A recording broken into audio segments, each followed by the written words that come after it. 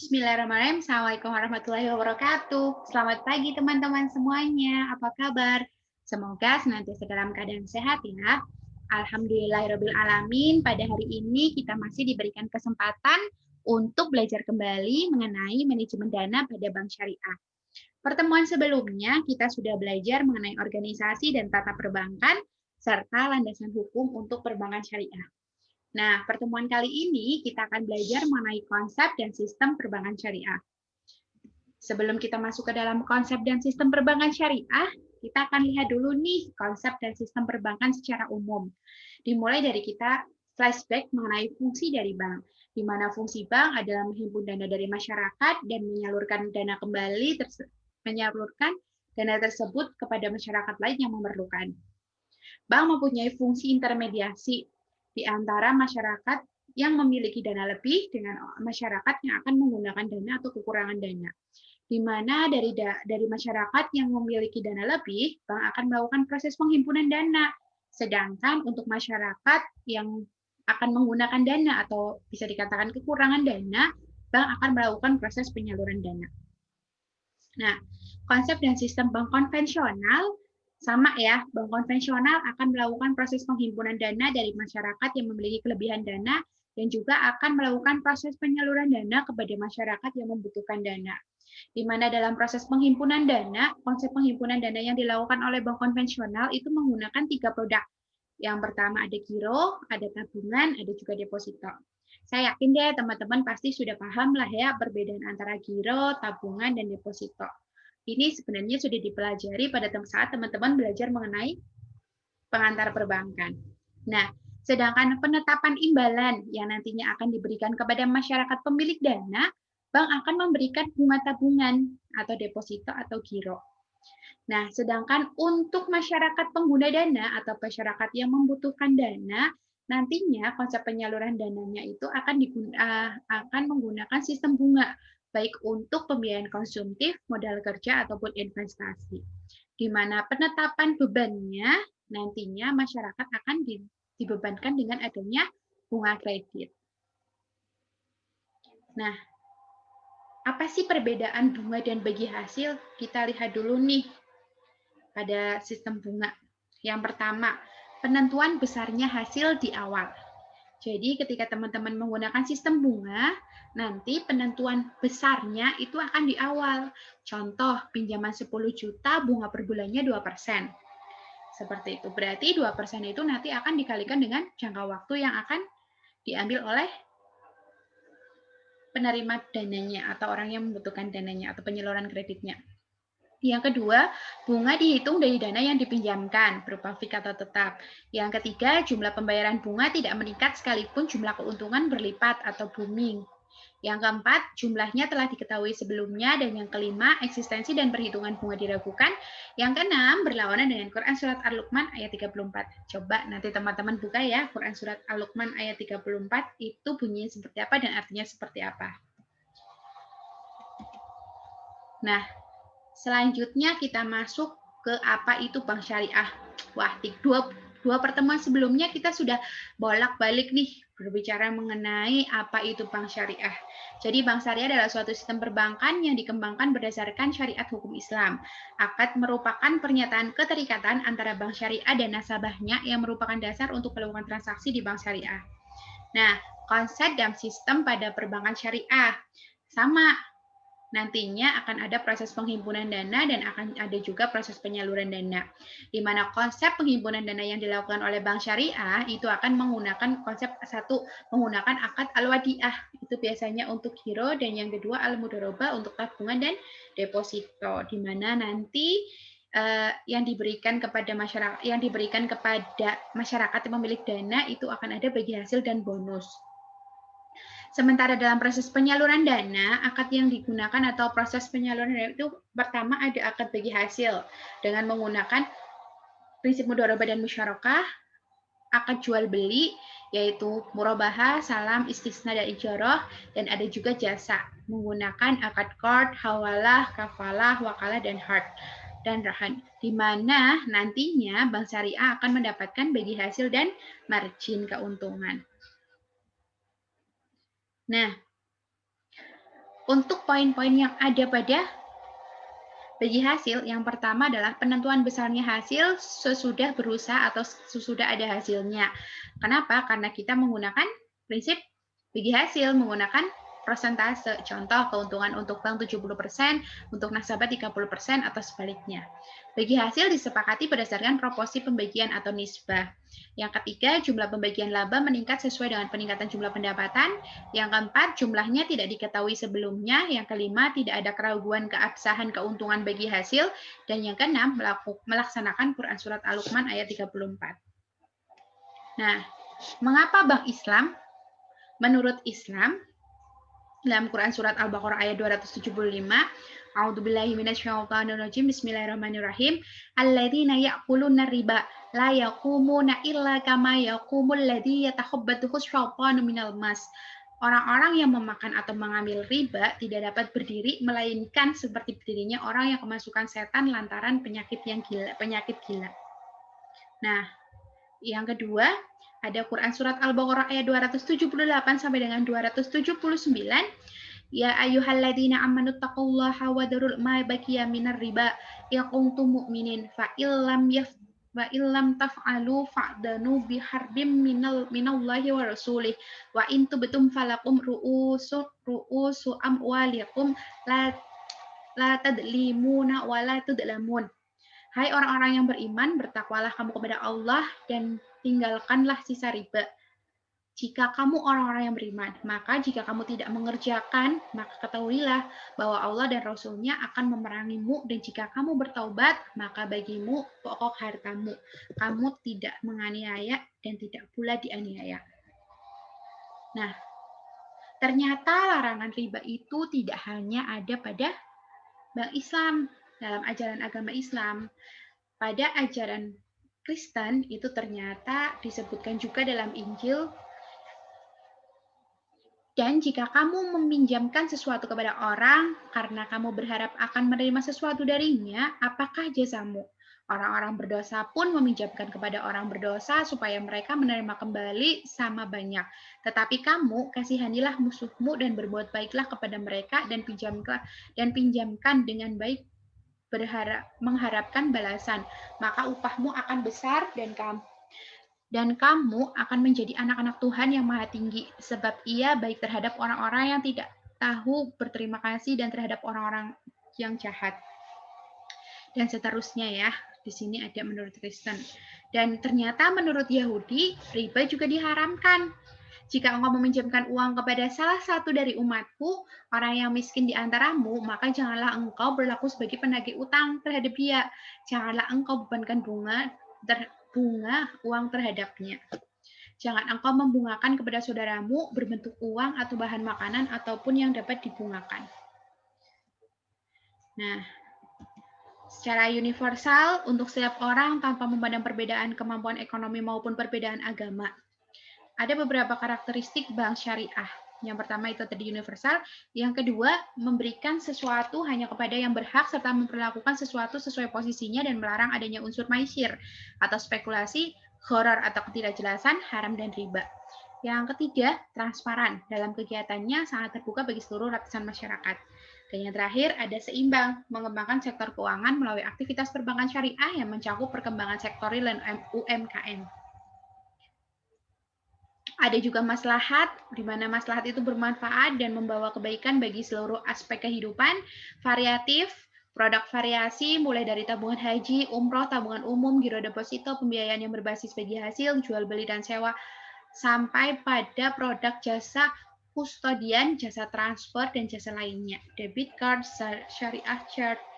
Ada fasilitas di mana penerimaan dan penyaluran zakat, infak, sedekah, wakaf, dan dana kebajikan atau card memiliki fasilitas ATM, mobile banking, internet banking, dan interkoneksi antar bank syariah.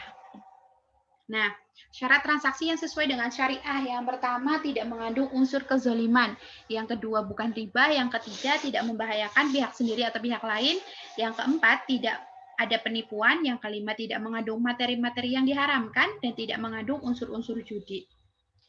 Nah, fungsi bank syariah Yang pertama, sebagai manajer investasi dalam mengelola investasi dana nasabah, di mana aplikasi produknya itu ada aplikasi produk penghimpunan dana menggunakan prinsip wadiah dan mudharabah. Dan yang kedua, fungsi investor menginvestasikan dana yang dimilikinya maupun dana nasabah yang dipercayakan kepadanya, yaitu dengan cara penyaluran dana menggunakan prinsip jual beli, menggunakan akad murabahah, salam dan istisna, menggunakan prinsip bagi hasil, mudharabah dan musyarakah, menggunakan prinsip sewa, yaitu akad ijarah mutahiyah bitamlik.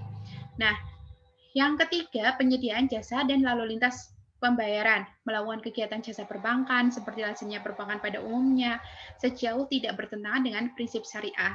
Produk jasanya ada wakalah, kafalah, syarf, qard, hiwalah, dan rahan.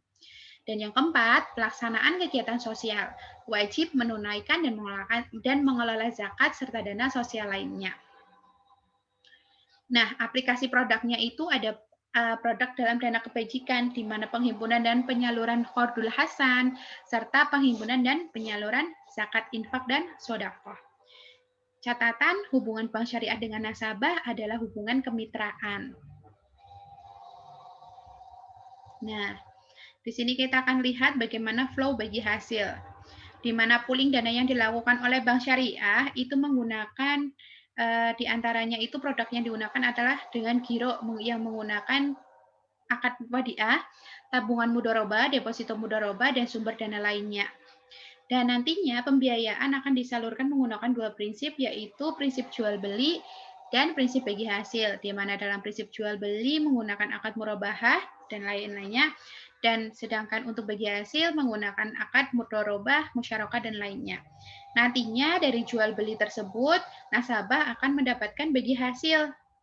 Nah, terus bagi hasil yang didapatkan itu nanti akan dilakukan profit distribution atau pendistribusian keuntungan yang nantinya akan dibagi antara nasabah dengan banknya.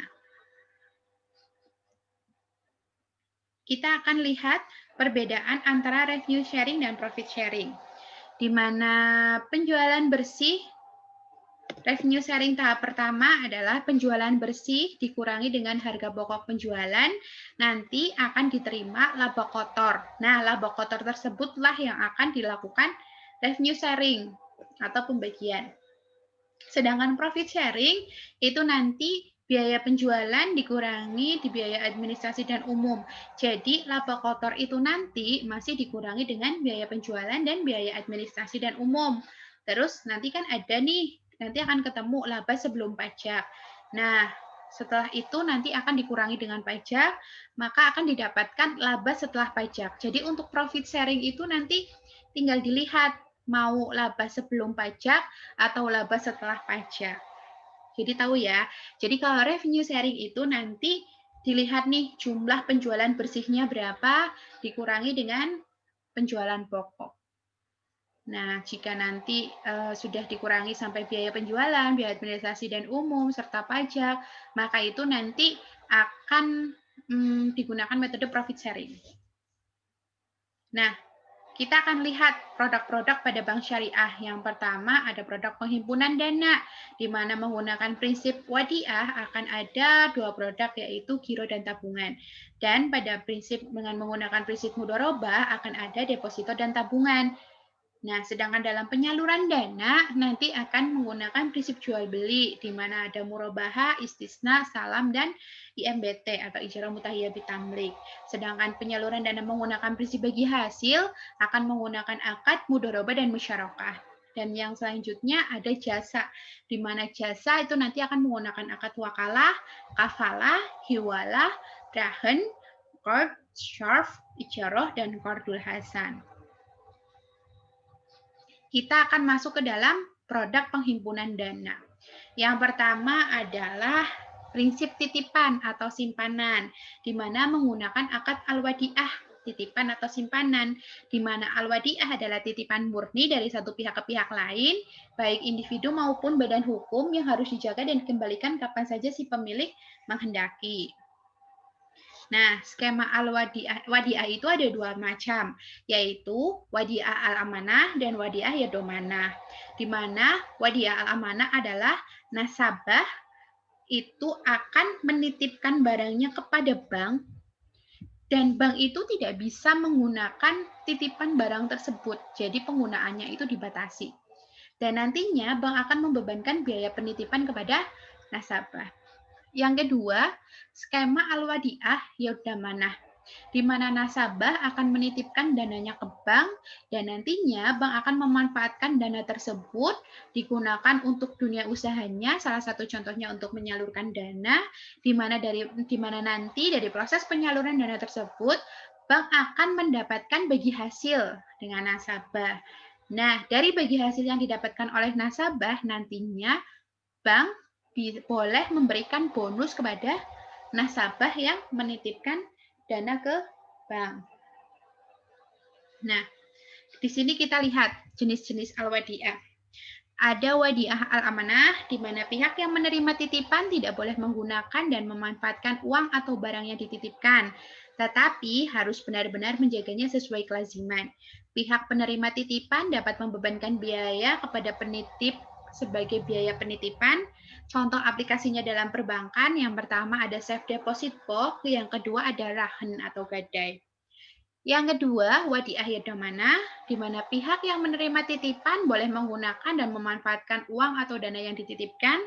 Pihak bank dalam hal ini dapat bagi hasil dari pengguna dana. Bank dapat memberikan insentif kepada pemilik dalam bentuk bonus. Aplikasi perbankannya adalah pada giro al-wadiah. Nah, ketentuan giro wadiah berdasarkan fatwa DSN MUI nomor 1 DSN MUI _6 2000. Yang pertama bersifat simpanan. Yang kedua, simpanan bisa diambil kapan saja atau on call atau berdasarkan kesepakatan. Yang ketiga, tidak ada imbalan yang disyaratkan kecuali dalam bentuk pemberian yang bersifat sukarela dari pihak bank. Nah, tadi sudah ketentuan giro wadiah. Selanjutnya ada tabungan wadiah berdasarkan fatwa DSN nomor 2, bersifat simpanan. Simpanan bisa diambil kapan saja atau on call atau berdasarkan kesepakatan. Tidak ada imbalan yang disyaratkan kecuali dalam bentuk pemberian atoya yang bersifat sukarela dari pihak bank. Selanjutnya ada mudorobah, di mana mudorobah merupakan suatu akad kerjasama atau perkongsian antara dua pihak, yaitu pihak pertama sebagai penyedia modal atau dana untuk suatu usaha disebut dengan swahibul mal, dan yang kedua, pihak kedua bertanggung jawab atas pengelolaan dana atau manajemen usaha disebut sebagai mudorib. Nah, mudorobah itu ada dua macam, ada mudorobah mutlaqoh, ada mudorobah muqayyadah. Nah, kita belajar dulu mengenai mudorobah mutlaqoh, di mana mudorobah mutlaqoh adalah prinsip penghimpunan dana dengan nisbah yang disepakati untuk bagi hasilnya. Contoh, tabungan dan deposito. Berdasarkan prinsip ini, tidak ada batasan bagi bank untuk menggunakan dana yang dihimpun.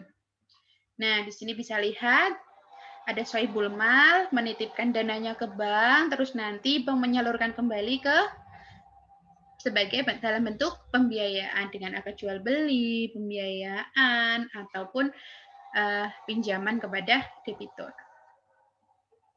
Yang kedua ada mudorobah muqayyadah, di mana jenis mudorobah ini merupakan simpanan khusus atau investasi terikat, di mana pemilik dana dapat menetapkan syarat-syarat tertentu yang harus dipatuhi oleh bank. Contohnya, deposito yang dipisahkan dari rekening lainnya untuk penyaluran dana mudorobah langsung kepada pelaksana usaha. Jadi sudah ada ketentuan-ketentuan yang diatur. Kalau tadi mutlaqoh kan memang secara mutlak bank itu diberi kekuasaan untuk mengatur dana. Kalau ini tidak. Kalau memang di sini tuh contohnya nih deposito, dia itu deposito mudorobah dan dia harus disalurkan untuk mudorobah langsung kepada pelaksana usahanya kayak gitu. Dan itu sudah ada ketentuannya sendiri. Tapi biasanya mudorobah muqayyadah juga jarang diterapkan sih. Kebanyakan memang untuk perbankan itu menggunakan prinsip mudorobah mutlaqoh. Di sini. Nanti sohibul mal menitipkan dananya kepada bank, di mana bank itu nanti akan memberikan pembiayaan proyek. Di mana nanti dari pembiayaan proyek itu bank akan mendapatkan margin atau bagi hasil, dan bagi nasabah atau sohibul mal nantinya dia juga akan mendapatkan bagi hasil. Contohnya nih, investasi reksadana, manajer investasi ya melakukan bank memberikan bank itu melakukan investasi ke reksadana, di mana nanti manajer investasi itu akan menyalurkan kembali dananya pada equity, obligasi bagi hasil, dan lain-lain. Hampir sama sih sebenarnya dari di atas dan bawah. Tetapi kalau ini kan kalau reksadana kan itu kan memang udah ada ketentuan-ketentuannya ya. Di reksadana itu nanti akan masuknya ke equity, obligasi, sama lainnya. Seperti itu, bukan proyek. Jadi beda. Kalau tadi itu bebas, kalau ini terikat. Nah, selanjutnya ada tabungan mudharabah. Berdasarkan fatwa DSN nomor 2, nasabah bertindak sebagai sahibul mal atau pemilik dana, dan bank bertindak sebagai mudharib atau pengelola dana. Bank dapat melakukan berbagai macam usaha yang tidak bertentangan dengan prinsip syariah dan mengembangkannya, termasuk di dalamnya mudharabah dengan pihak lain. Yang ketiga, modal harus dinyatakan dengan jumlahnya dalam bentuk tunai dan bukan piutang. Yang keempat, pembagian keuntungan harus dinyatakan dalam bentuk nisbah dan dituangkan dalam akad pembukaan rekening. Yang kelima, mudharib menutup biaya operasional tabungan dengan menggunakan nisbah keuntungan yang menjadi haknya. Nah, selanjutnya ada deposito mudharabah, di mana deposito mudharabah, nasabah bertindak sebagai sahibul mal atau pemilik dana, dan bank bertindak sebagai mudharib atau pengelola dana. Bank dapat melakukan berbagai macam usaha yang tidak bertentangan dengan prinsip syariah dan mengembangkannya, termasuk di dalamnya mudharabah dengan pihak lain. Yang ketiga, modal harus dinyatakan dengan jumlahnya dalam bentuk tunai dan bukan piutang. Yang keempat, pembagian keuntungan harus dinyatakan dalam bentuk nisbah dan dituangkan dalam akad pembukaan rekening. Yang kelima, mudharib menutup biaya operasional deposito dengan menggunakan nisbah keuntungan yang menjadi haknya. Nah, untuk pertemuan kali ini, kita cukupkan dulu pada produk penghimpunan dana. Untuk produk penyaluran dana, kita akan bahas lagi minggu depan. Nanti kita akan diskusikan kembali mengenai produk-produk tersebut, dan nantinya saya juga akan mengirimkan mengenai fatwa-fatwa DSN MUI yang mengatur produk-produk ini tadi. Nah, untuk untuk penyampaian materi dari saya itu cukup sekian. Nanti kita akan bahas selanjutnya di WA Group. Terima kasih atas waktu yang diberikan teman-teman. Mohon maaf atas segala kekurangan. Akhir kata dari saya, wassalamualaikum warahmatullahi wabarakatuh.